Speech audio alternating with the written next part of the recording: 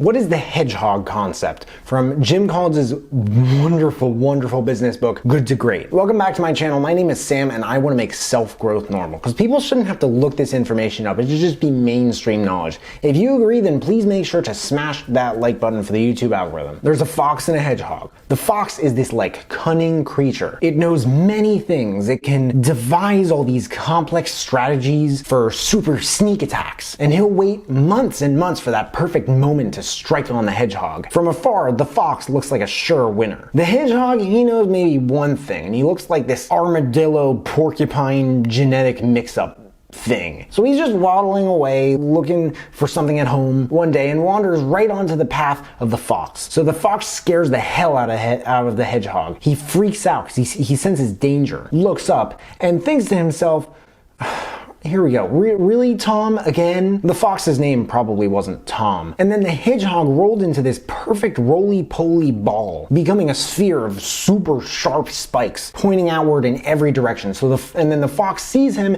and calls off the attack, retreating back to the forest like a whiny little baby. And this literally happens every single day. And the hedgehog, it just always wins.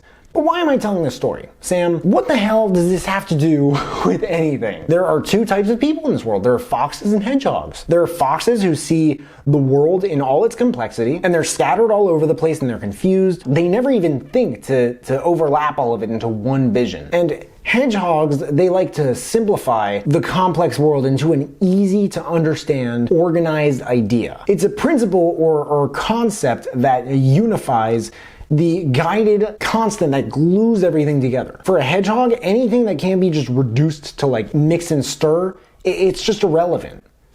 Like Bapes. And executives who follow this concept, they'll tell you it just wasn't that complicated. Once we figured everything out, we went right ahead. All that Walgreens used was the best, most convenient drugstores with the highest profit per customer visit. That's all they did. Literally just that. Walgreens did this and beat Intel, Coca-Cola, and the rest of the market by 15 times. They took that super simple concept and they just executed it with crazy consistency. Hey, if it costs $1 million to break off the lease of one store that's not performing well because it's not very conveniently located, right? They paid that $1 million to move that store somewhere more convenient for customers. They pioneered drive-through pharmacies. And they also figured that no one should have to walk more than 2 blocks to reach a Walgreens. More convenience leads to more customer visits, which multiply how much you make per visit, and you throw that cash back into the system, and then you use that cash to build more convenient stores. You see what I'm getting at? Because drugstores,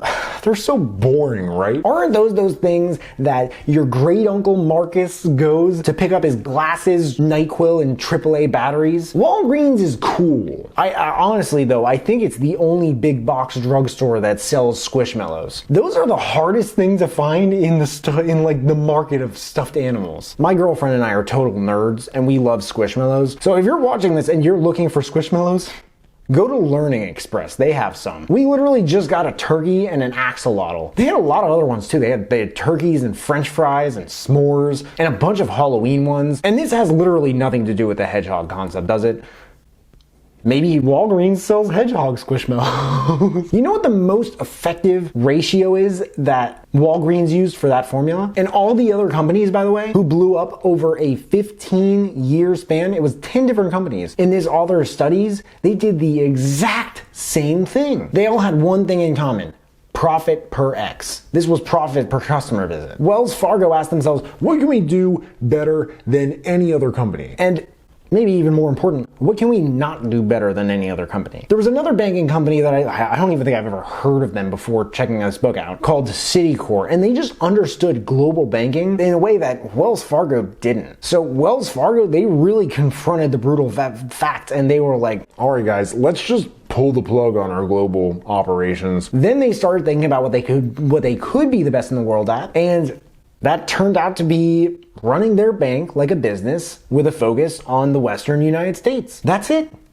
That's all they did. The executive at the time, Carl Riker, he said that it's not space science. It was so straightforward and obvious that it sounds ridiculous to talk about. All Wells Fargo had to do was take a hard-nosed look at what they were doing and focus entirely on those very few things they knew they could be the best at. Focus solely on doing what you can potentially be doing better than anyone else. Pin your future on allocating resources to those few areas where you can be the best. It is quite literally so simple. That is the Hedgehog concept from Jim Collins' book, Good to Great. I also did a video about the flywheel effect, which is probably just as cool and maybe just as useful. I also did a review of the whole book. If you guys want to check those out, I dropped links in the description. If you guys want to check out the book, I dropped a link in the description so you can read reviews and all that. If you guys buy anything through the links in the description, then I get commission, which helps me build this channel and keep making these videos. But if you've used this concept or if you've had any experience with it, please let me know about that in the comments below. Other than that, make sure to smash that like button.